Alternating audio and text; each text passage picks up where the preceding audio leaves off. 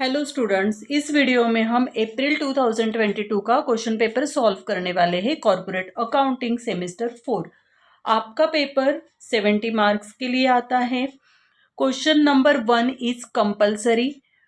Solve any two questions from remaining 2, 3 and 4। मतलब आपको यहाँ पे एक होल्डिंग का प्रॉब्लम आएगा, एक लिक्विडेशन का प्रॉब्लम आएगा और एक एब्सॉर्प्शन का प्रॉब्लम आएगा। तो आपको यहाँ से कोई भी 2 प्रॉब्लम सॉल्व करने हैं। Okay, filling the blanks. आपको यहाँ पे एमसीक्यू आए हैं 5 मार्क्स के लिए। Pre acquisition profit in subsidiary company is consider as dash dash profit. देखो, प्री पीरियड का जो प्रॉफिट होता है वो हमारा क्या होता है? Capital profit. Holding company share in capital profit of subsidiary company is adjusted in. जो होल्डिंग कंपनी का, देखो हम जब कैपिटल प्रॉफिट डिस्ट्रीब्यूट करते हैं, वर्किंग नोट बनाते हैं हम होल्डिंग कंपनी की, वहाँ पे जब हम कैपिटल प्रॉफिट डिस्ट्रीब्यूट करते तो होल्डिंग कंपनी का कैपिटल प्रॉफिट जाता है गुडविल में और सब्सिडरी कंपनी का कैपिटल प्रॉफिट जाता है माइनॉरिटी इंटरेस्ट में। तो आपका यहाँ पे answer cost of control. Cost of control का मतलब ही गुडविल है। Liquidation is a dash dash by which the corporate life of a company is brought to an end. तो लिक्विडेशन ये हमारी लीगल प्रोसीजर है। जब कंपनी लॉस में चल रही तो वहाँ पे वाइंडिंग अप करना होता है और ये पूरी लीगल प्रोसीजर होती है। Winding up by the creditors और members without any intervention of tribunal is term as. किसी का भी इंटरवेंशन नहीं है तो यहाँ पे जो वाइंडिंग अप होता है वो उसको हम क्या बोलते हैं? Voluntary winding up. और जब हमें कोर्ट ऑर्डर देता है तो वहाँ पे कंपल्सरी वाइंडिंग अप आता है। Okay, the accounting for absorption involves closing the books of dash dash company. जब हम एब्सॉर्प्शन का प्रॉब्लम सॉल्व करते हैं तब जब क्लोजिंग जो बुक्स होता है, जो भी कुछ एसेट्स लायबिलिटीज हम ट्रांसफर करते हैं तो वो किसका बुक होता है? तो वेंडर कंपनी का बुक होता है। Against the purchase of business the amount paid to a company is called. जो हम एब्सॉर्प्शन में बिजनेस के लिए जो अमाउंट हम कैलकुलेट करते हैं उसको हम क्या बोलते हैं? Purchase consideration.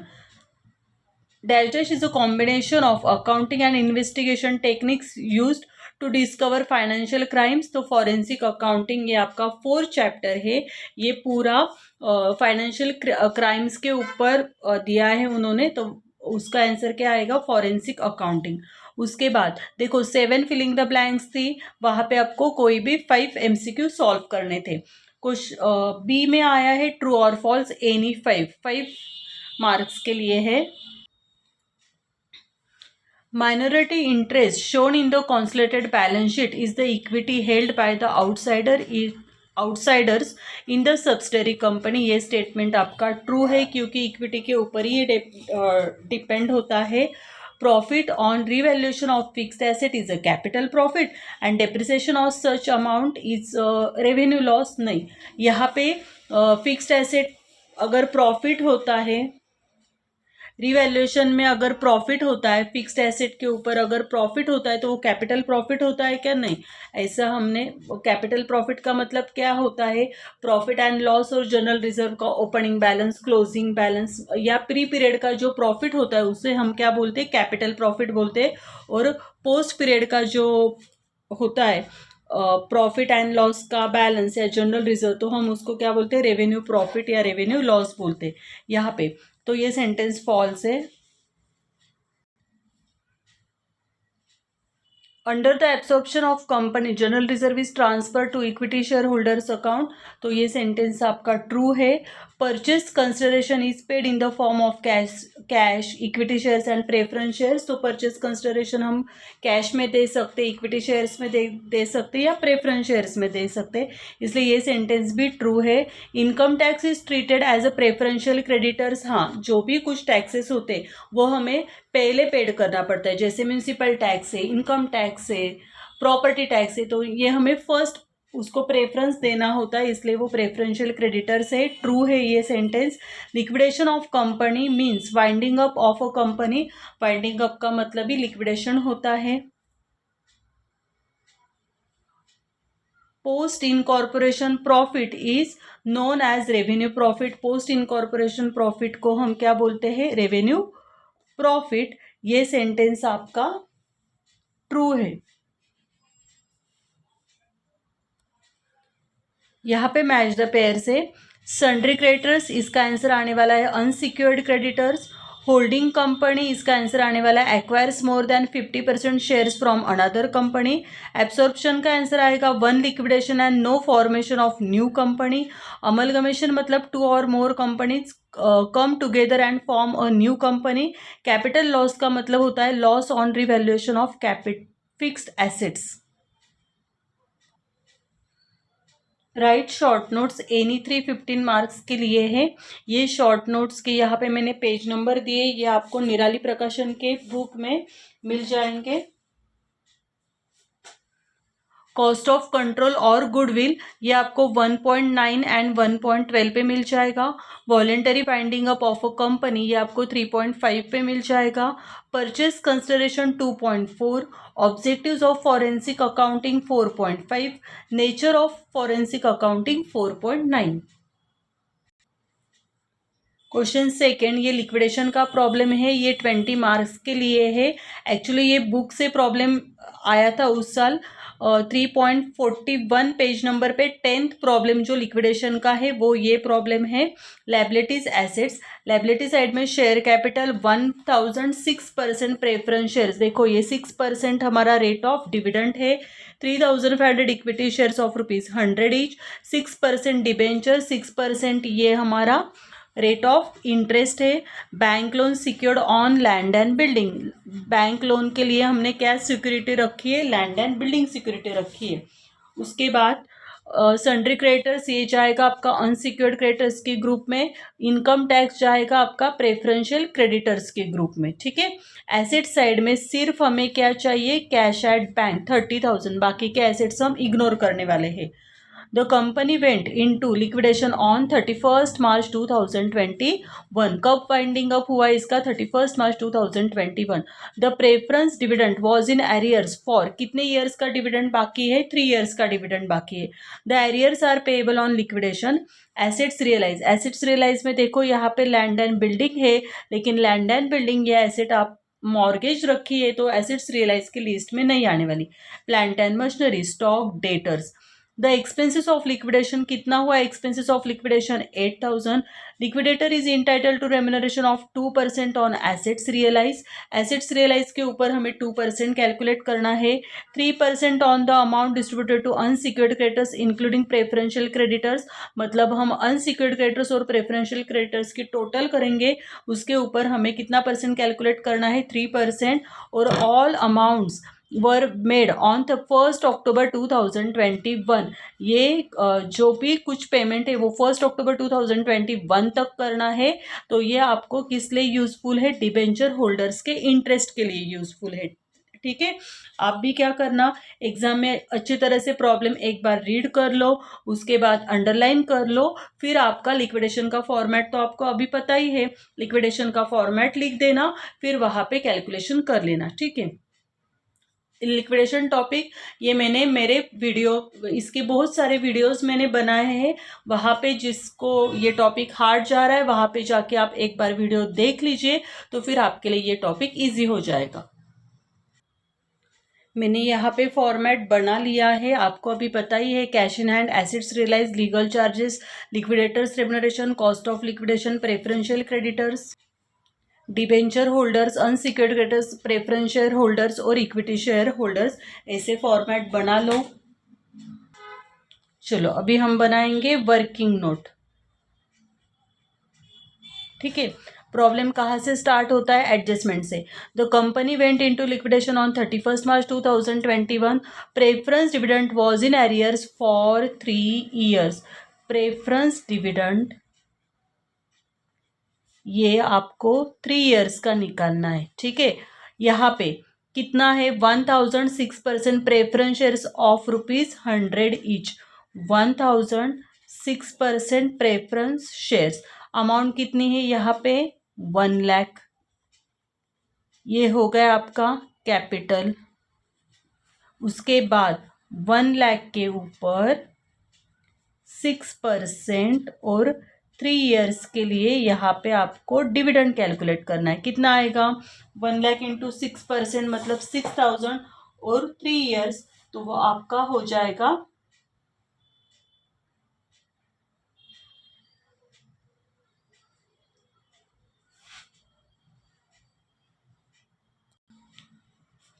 18,000। ये आपका आ गया डिविडेंड। ओके, अच्छी तरह से वर्किंग नोट बना लेना। ठीक है, चलो अभी हम फॉर्मेट में लिखेंगे। यहाँ पे प्रेफरेंस शेयर होल्डर से कैपिटल फॉर्मेट में लिखो। कैपिटल इनर कॉलम में 1 लाख, उसके बाद डिविडेंड फॉर 3 ईयर्स 18,000। कितनी अमाउंट आएगी? 1,18,000। ओके, नेक्स्ट उन्होंने यहाँ पे दिया है assets realise as follows, land and building, plant and machinery, stock और डेटर्स। यहाँ पे लैंड एंड बिल्डिंग देखो, यहाँ पे बैंक लोन के लिए मॉर्गेज थी, इसलिए यहाँ पे लैंड एंड बिल्डिंग नहीं आने वाली। फिर बाकी के एसेट्स हम लिख देंगे। Plant and machinery inner column में लिखो 1,80,000। उसके बाद लिखना है स्टॉक 70,000, डेटर्स 60,000। करो इसकी टोटल। 1,80,000 प्लस 70,000 प्लस 60,000, क्या हो गई इसकी टोटल? 3,10,000। ठीक है, उसके बाद उन्होंने दिया expenses of liquidation 8,000। Expenses of liquidation 8,000 मतलब ये आएगा कॉस्ट ऑफ लिक्विडेशन के सामने लिखना है 8,000। उसके बाद liquidator is entitled to a remuneration at 2% on all assets realise. Liquidator's remuneration है, क्या दिया उन्होंने? 2% on all assets realise. 2% on assets realise. कौन से एसेट आएगी? देखो, ये 3,10,000 तो रियलाइज किया था, प्लस और एक एसेट थी जो हमने कंसिडर नहीं की, वो कितनी है? 2,40,000। ओके, लैंड एंड बिल्डिंग, क्योंकि लैंड एंड बिल्डिंग क्या रखी थी? मॉर्गेज रखी थी। तो अभी 3,10,000 प्लस 2,40,000 मतलब आपकी अमाउंट हो गई 5,50,000। 550 पे क्या करना है आपको? 2% निकालना है, वो अमाउंट आएगी आपकी 11,000। ओके, उसके बाद 3% on amount distributed to unsecured creditors including preferential creditors. लिखो यहाँ पे 3% ऑन अनसिक्योर्ड क्रेडिटर्स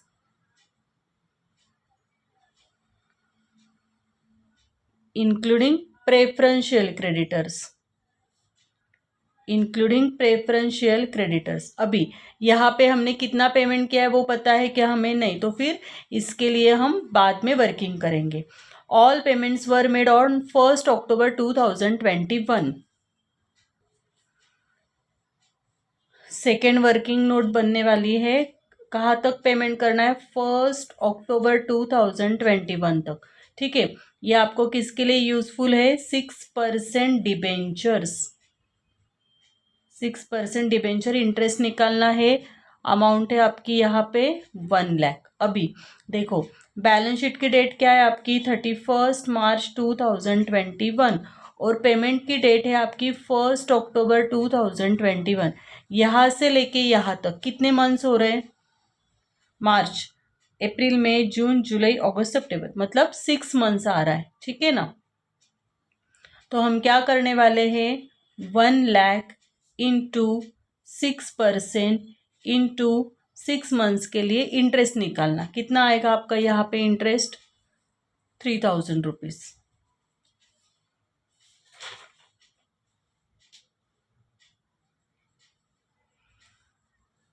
ठीक है, कहाँ पे लिखेंगे? ये डिबेंचर होल्डर्स के ग्रुप में 6% डिबेंचर्स के सामने 1 लाख आएगा और ये आपका क्या है? इंटरेस्ट, डिबेंचर इंटरेस्ट, वो लिखेंगे हम 3,000।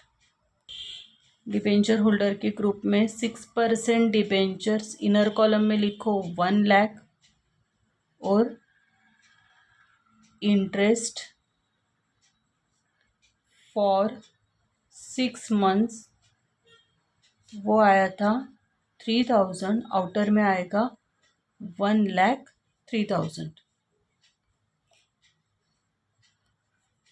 ठीक है, ये तो यहाँ पे पूरा हो गया है। सिर्फ यहाँ पे अनसिक्योर्ड क्रेडिटर्स और प्रेफरेंशियल क्रेडिटर्स की टोटल निकाल के 3% निकालना है। चलो अभी बैलेंस शीट चेक करते हैं। 6% प्रेफरेंस शेयर्स तो हो गया है, 3,500 इक्विटी शेयर्स, तो ये बैलेंसिंग फिगर होती है। 6% डिबेंचर्स भी हमने कर लिया। अभी यहाँ पे है बैंक लोन। बैंक लोन कितने का है हमारे पास? 1 लाख। और सिक्योरिटी रखी थी land and building. Land and building की कितनी सिक्योरिटी है? 2,40,000। मतलब 240 से अगर 1 लाख जाएगा तो हमारे पास सरप्लस रहने वाला है, वो आपका सरप्लस आएगा 1,40,000। यहाँ पे लिखो, ये डेबिट साइड में आएगा टू सरप्लस फ्रॉम सिक्योरिटीज। ठीक है, देखो सिक्योरिटी लैंड एंड बिल्डिंग की क्या अमाउंट है? 2,40,000। ये हमारी है लैंड एंड बिल्डिंग। और लोन कितना लिया था? Bank loan 1 lakh. ये हमारा है बैंक लोन। मतलब हमारे पास 1,40,000 का सरप्लस है। ठीक है, उसके बाद यहाँ पे उन्होंने दिया है सन्ड्री क्रेडिटर। सन्ड्री क्रेडिटर जाएगा आपका अनसिक्योर्ड क्रेडिटर्स के ग्रुप में, और इनकम टैक्स जाएगा प्रेफरेंशियल क्रेडिटर्स के ग्रुप में। ये तो अमाउंट हम लिख देंगे। और कैश एट बैंक हम कितने अमाउंट लिखेंगे डेबिट साइड में? 30,000। यहाँ पे हमारा प्रॉब्लम कंप्लीट हो जाएगा। प्रेफरेंशियल क्रेडिटर्स के सामने इनकम टैक्स जो होता है वो प्रेफरेंशियल क्रेडिटर्स होता है। प्रेफरेंशियल क्रेडिटर्स के ग्रुप में इनकम टैक्स लिखेंगे 10,000। उसके बाद अनसिक्योर्ड क्रेडिटर्स, मतलब उन्होंने दिया है सन्ड्री क्रेडिटर्स।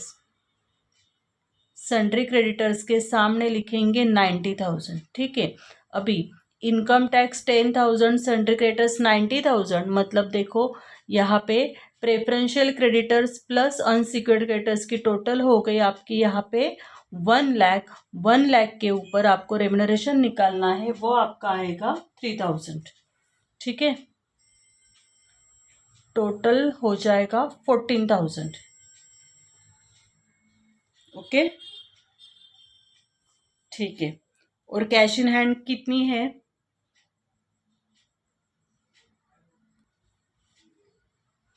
30,000। यहाँ पे डेबिट साइड की टोटल आने वाली है 4,80,000। क्रेडिट में लिखो 4,80,000। बैलेंसिंग फिगर आने वाली है 1,37,000। ये बैलेंसिंग फिगर है, वो आप इक्विटी शेयर होल्डर्स के सामने लिख देना। क्वेश्चन थर्ड, ये लिक्विडेशन का होल्डिंग कंपनी का आया है।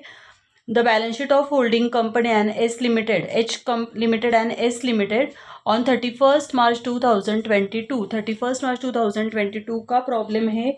ये प्रॉब्लम आपको पेज नंबर 121 पे 1.21 में पे प्रॉब्लम थर्ड वहाँ पे है बुक में। ठीक है, तो लाइबिलिटी साइड और asset side, share capital equity shares of ₹10 is general reserve, profit and loss account. देखो कैपिटल, जनरल रिजर्व और प्रॉफिट एंड लॉस, ये 3 अमाउंट हम वर्किंग नोट में यूज करने वाले हैं।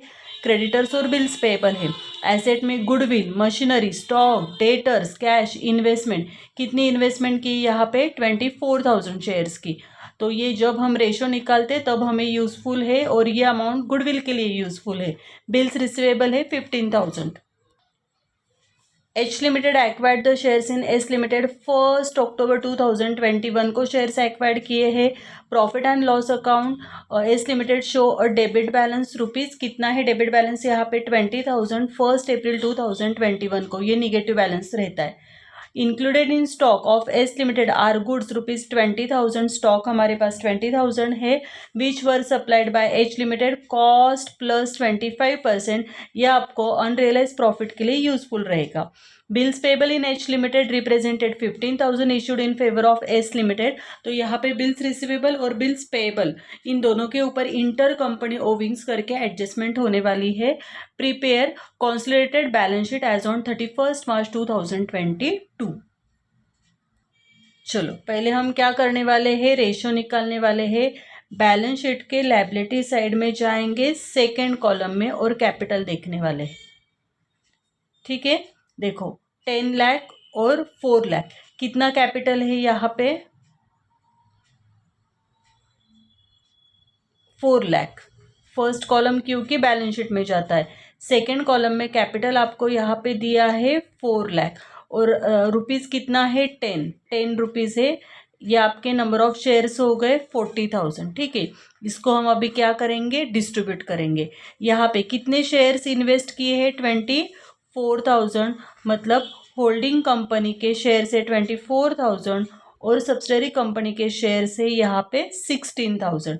इसका अभी हम रेशो निकालेंगे, 24,000:16,000। ठीक है, ये 0 कैंसिल हो जाएंगे, 16 और 24, 8 2 ज़ा 16 और 8 3 ज़ा 24, मतलब हमारा रेशो आ गया यहाँ पे 3:2। ठीक है, ये यहाँ पे हमें रेशो मिल गया है। अभी यहाँ पे हम ₹10 से मल्टीप्लाई करेंगे और यहाँ से भी 10 से मल्टीप्लाई करेंगे यहाँ पे, तो ये अमाउंट हो गई आपकी 2,40,000। ये अमाउंट आपकी हो गई 1,60,000। इसको हम क्या बोलेंगे, फेस वैल्यू।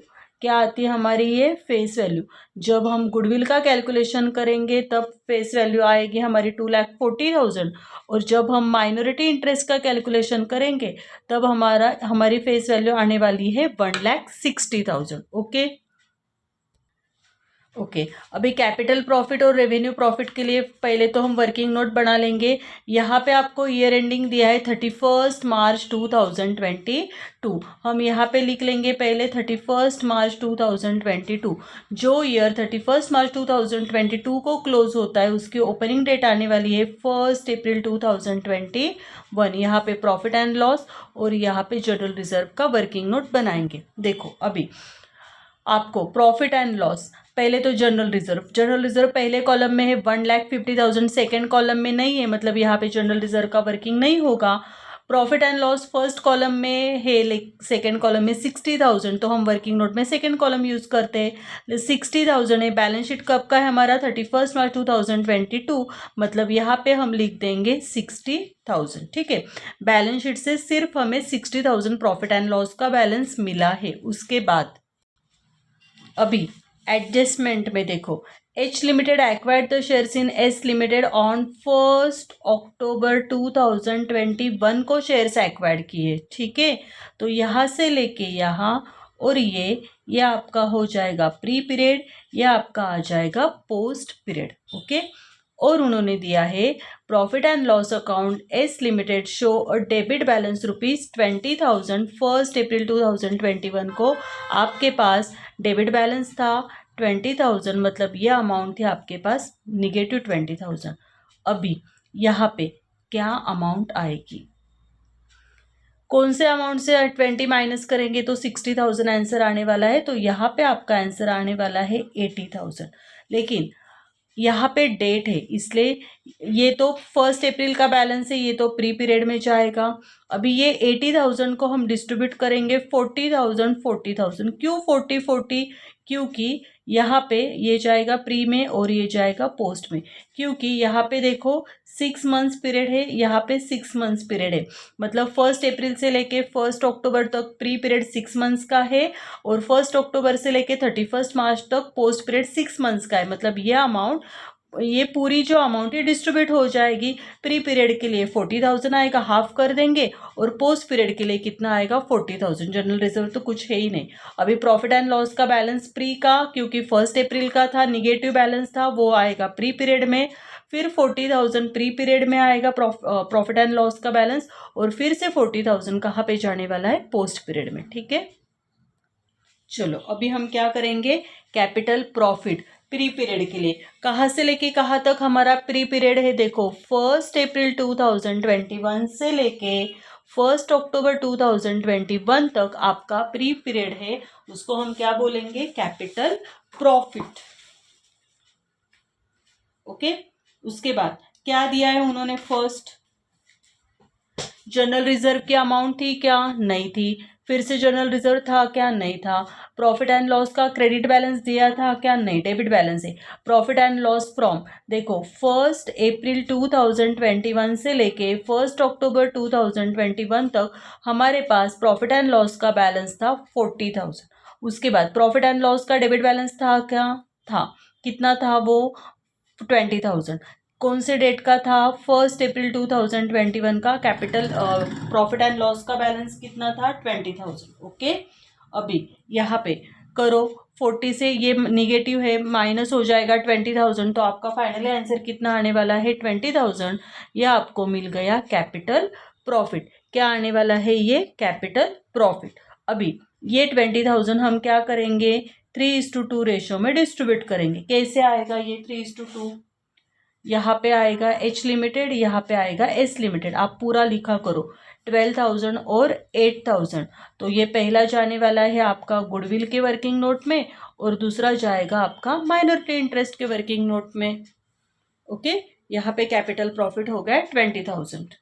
ओके, अभी हम रेवेन्यू निकालेंगे। रेवेन्यू का मतलब क्या होता है? पोस्ट। पोस्ट का मतलब 1 अक्टूबर 2021 से लेके 31 मार्च 2022 तक का पीरियड हमारा क्या पीरियड है? पोस्ट पीरियड है। जनरल रिजर्व तो हमारे पास कुछ भी नहीं था। प्रॉफिट एंड लॉस का 1 अक्टूबर 2021 टू 31 मार्च 2022 तक प्रॉफिट एंड लॉस का बैलेंस कितना था? 40। मतलब 80 जो आया ना, वो 40 ऊपर लिखा प्री पीरियड में, और बाकी का 40 कहाँ लिखा है? पोस्ट में। क्योंकि 6 मंथ्स का डिफरेंस था, मतलब 6 मंथ्स का प्री पीरियड था, 6 मंथ्स का पोस्ट पीरियड था, इसलिए उस अमाउंट को हमने क्या किया है? हाफ अमाउंट की है। तो आपका रेवेन्यू प्रॉफिट यहाँ पे आ जाएगा 40,000। अभी 40,000 को हम 3:2 के रेशियो में डिस्ट्रीब्यूट करेंगे।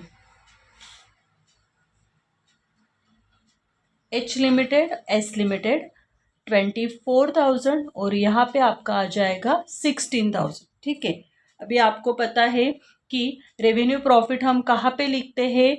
रेवेन्यू प्रॉफिट हम बैलेंस शीट में प्रॉफिट एंड लॉस में लिखेंगे, और सब्सिडरी कंपनी का रेवेन्यू प्रॉफिट जाएगा माइनॉरिटी इंटरेस्ट में। चलो, अभी माइनॉरिटी इंटरेस्ट निकालना है। Face value of shares held by subsidiary company. Subsidiary company की फेस वैल्यू कितनी थी? कहाँ से मिली थी? वो हमें मिली थी फर्स्ट वर्किंग नोट से। देखो वहाँ पे हमने 16,000 इंटू ₹10 किया है, फर्स्ट वर्किंग नोट में रेशियो के यहाँ पे किया है, तो वो अमाउंट आपकी आ गई 1,60,000। उसके बाद कैपिटल प्रॉफिट सब्सिडरी कंपनी का, देखो ऊपर कैपिटल प्रॉफिट कितना आया था? 20,000। उसको हमने डिस्ट्रीब्यूट करके 12,000 और 8,000 लिखा है, तो वहाँ पे सब्सिडरी कंपनी का कैपिटल प्रॉफिट है आपके पास 8,000। उसके बाद रेवेन्यू प्रॉफिट कितना आया था? रेवेन्यू प्रॉफिट आया था हमारा 40,000। उसको हमने डिस्ट्रीब्यूट किया था वर्किंग नोट 3 में, तो वहाँ पे 24,000 और 16,000, मतलब आपका रेवेन्यू प्रॉफिट यहाँ पे आ जाएगा 16,000। ओके, कैपिटल लॉस तो नहीं था। इसका कैलकुलेशन कर लो।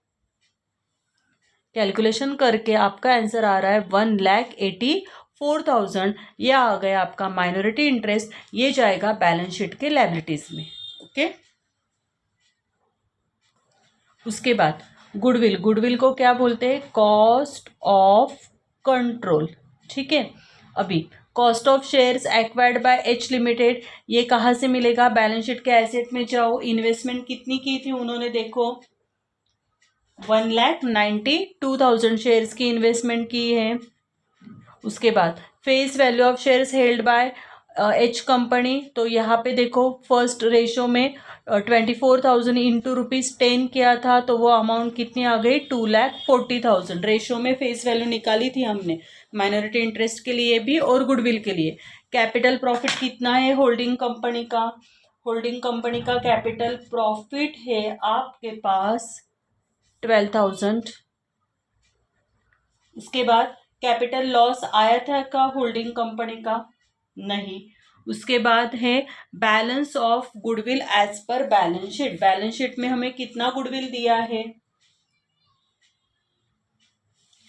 बैलेंस शीट के एसेट साइड में देखो गुडविल कितना है, वहां पे उन्होंने गुडविल दिया है 60,000 और 20,000, तो 60 प्लस 20 टोटल गुडविल आएगा आपका यहाँ पे 80,000। ठीक है, चलो कैलकुलेशन करो, पॉजिटिव आंसर आएगा तो वो गुडविल वो जाएगा बैलेंस शीट के एसेट में, अगर नेगेटिव आता है तो वो कैपिटल रिजर्व होता है, वो बैलेंस शीट के लायबिलिटीज में जाएगा। लेकिन यहाँ पे पॉजिटिव ही आंसर आने वाला है, तो आपका गुडविल फाइनली आया है 20,000, ये आ गया गुडविल। अभी हम वर्किंग नोट बनाएंगे अनरियलाइज प्रॉफिट के लिए।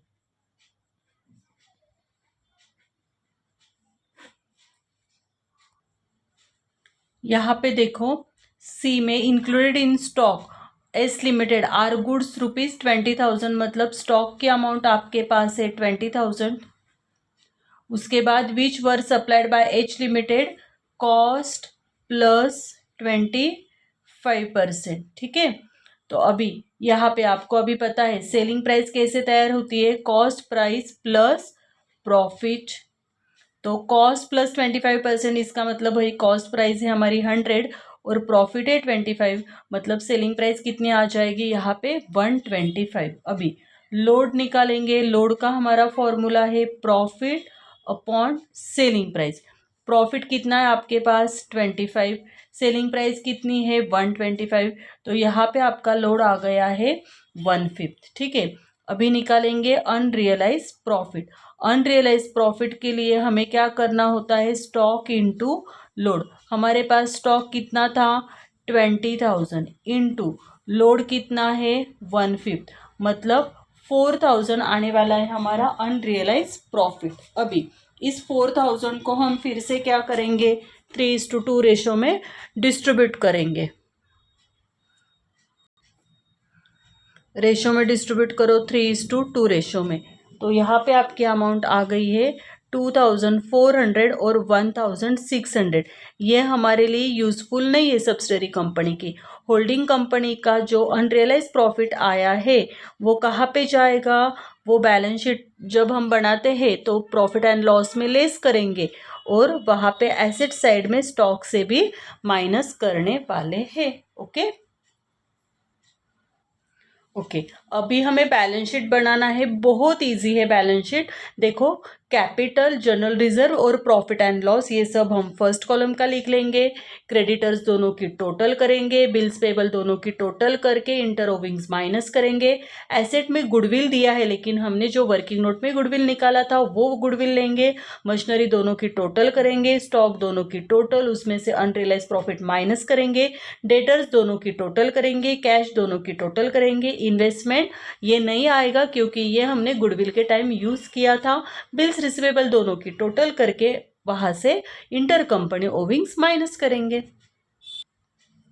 चलो यहाँ पे share capital equity shares of ₹10 each, amount है फर्स्ट कॉलम में 10 लाख, लिख लो यहाँ पे 10 लाख। उसके बाद जनरल रिजर्व फर्स्ट कॉलम का दिया है 1,50,000, जनरल रिजर्व के सामने लिख दो 1,50,000। ये प्रॉफिट एंड लॉस उन्होंने दिया है फर्स्ट कॉलम में 1,42,000, वो लिख दो। उसके बाद रेवेन्यू प्रॉफिट आया था होल्डिंग कंपनी का, वर्किंग नोट में देख लो होल्डिंग कंपनी का रेवेन्यू प्रॉफिट है हमारे पास 24,000, ठीक है। उसके बाद अनरियलाइज प्रॉफिट भी वर्किंग नोट में देखना कितना आया था, वर्किंग नोट में अनरियलाइज प्रॉफिट 2,400। करो इसका कैलकुलेशन, 140 एट 24 माइनस 2,400, इसका आपका फाइनल आंसर आउटर में आने वाला है 1,63,600। ओके अभी यहाँ पे देखो क्रेडिटर्स दोनों की टोटल 1,82,000 और 87,000, इन दोनों की टोटल करो।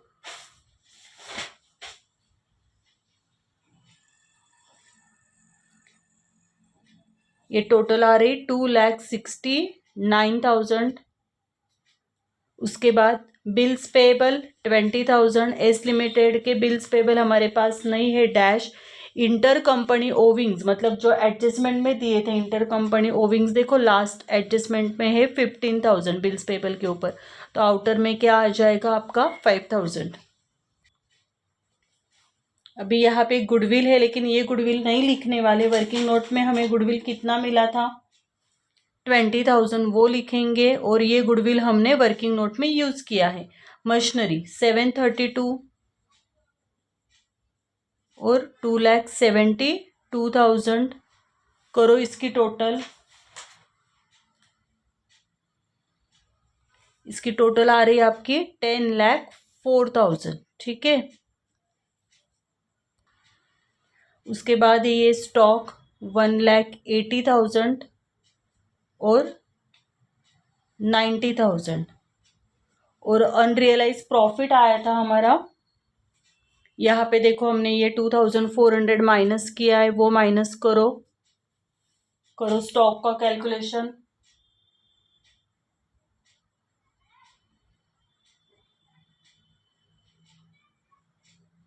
आउटर में आ जाएगा 2,67,600, 2,67,600। ओके। उसके बाद है डेटर्स 2,95,000 और है 1,23,000। करो इसकी टोटल। इसकी टोटल आ रही है आपकी 4,18,000। उसके बाद कैश 35,000 और ये कैश है 27,000। इसकी टोटल आ रही है आउटर में 62,000। उसके बाद है बिल्स रिसीवेबल। देखो फर्स्ट कॉलम में कुछ नहीं, यहाँ पे बिल्स रिसीवेबल है 15,000, और यहाँ पे बिल्स पेबल में हमने यहाँ पे इंटर कंपनी ओविंग्स किया था, यहाँ पे कर लो इंटर कंपनी ओविंग्स 15,000। तो आउटर में क्या आने वाला है, नील। डेटर्स और क्रेडिटर्स के ऊपर सेम एडजस्टमेंट होती है, बिल्स रिसीवेबल और बिल्स पेबल के ऊपर सेम एडजस्टमेंट होती है। अभी पहले तो हमने रेशियो कैलकुलेट किया था, वो बैलेंस शीट में नहीं आता है। उसके बाद कैपिटल प्रॉफिट नहीं आता है, revenue profit, profit and loss पे वर्किंग कर लिया हमने। उसके बाद कैलकुलेट किया था हमने माइनॉरिटी इंटरेस्ट, तो वो जाता है बैलेंस शीट के लायबिलिटीज़ में, और वो हमारा आया था 1,84,000। लिखो यहाँ पे लायबिलिटीज़ में माइनॉरिटी इंटरेस्ट 1,84,000। और उसके बाद हमने गुडविल का कैलकुलेशन किया था, और वो आया था 20,000। वो हमने पहले ही लिख लिया है, अभी हम बैलेंस शीट को टैली करेंगे। देखो कुछ ऐसे हमारा बैलेंस शीट तैयार हो गया है। कैपिटल 10,163। उसके बाद जनरल रिजर्व है 1,50,000। Profit and loss 163,600। उसके बाद 269 है, यहाँ पे 20,000, 10,04,000, 2,67,600, 4,18,000, 62,000।